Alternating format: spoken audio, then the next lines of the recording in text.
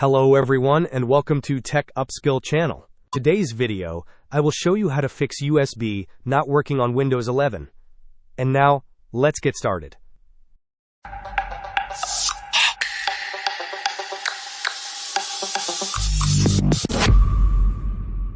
If your USB devices are not functioning correctly on Windows 11, whether you are using a Dell computer or any other brand, there are a couple of straightforward solutions you can try. Begin by right-clicking on your Start button and selecting Settings from the menu that appears. Navigate to the Windows Update tab. Here, click on Check for Updates or any other available options in the right pane to ensure your system is updated to the latest version. This often resolves driver-related issues. Once your system is up to date, the next crucial step is to update your drivers manually. Search for Device Manager in the Windows search bar and open it. In the Device Manager window, scroll down and expand the Universal Serial Bus Controllers section. Locate the USB root hub entries.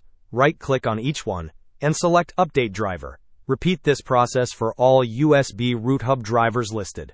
This step is often very effective in resolving USB connectivity problems. Hope this was helpful. Don't forget to like and subscribe if you enjoyed.